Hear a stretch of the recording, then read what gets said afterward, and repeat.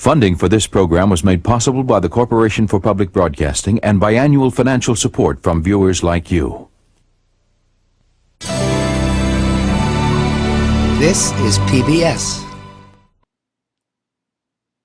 In order to gain and hold the esteem of men, it is not sufficient merely to possess wealth or power. The wealth or power must be put into evidence, for esteem is awarded only on evidence. Hi, I'm Thorstein Veblen, and this is The Theory of the Leisure Class, a 20-part special brought to you by PBS. Today we will be observing two women of the leisure class in their natural habitat, at tea on the garden terrace. Note the expensive hats and accessories, a common means of conspicuous consumption for ladies of leisure. After all, no line of consumption affords a more apt illustration than expenditure on dress. See how both ladies sit with perfect posture.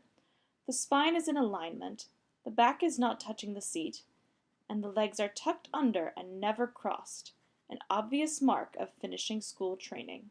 Now let us see how the typical lady of leisure socializes. How's your cruise, Bertha? Oh, just lovely, Maddie. Paris is always gorgeous in the springtime. Though, to be frank, I could have done it without that Lily Bart tagging along with us. Oh, I thought she was such a lovely girl. She's always brings such charming conversation, and she's a delight at the bridge table. Yes, well, she was a bit too chummy with my husband for my taste. Being in such close quarters with a girl like that is no small temptation for any man. My goodness, I never took her for such a woman. Are you sure? Oh yes, George was constantly sneaking away from me to take the air on the boat deck, but when I sent my maid to follow him, she caught him going into Miss Bart's quarters.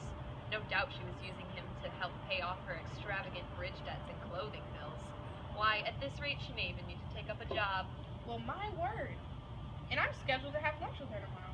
Well, if it were me, dear, I would cancel before anyone else decent catches on.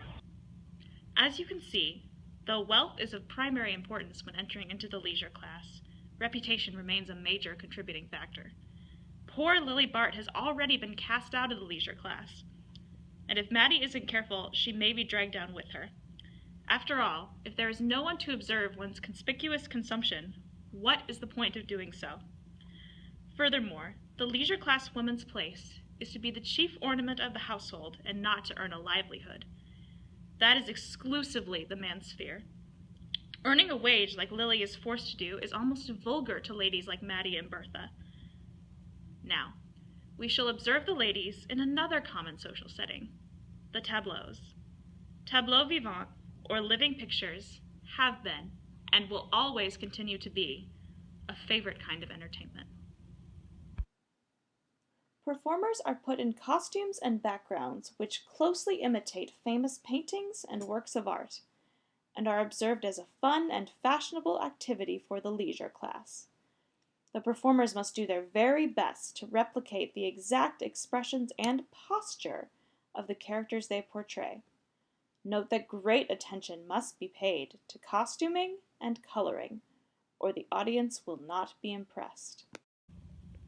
This concludes our lecture for this week. Be sure to tune in next time for our exploration of higher education among the leisure class. I'm Thorstein Veblen, and this has been The Theory of the Leisure Class.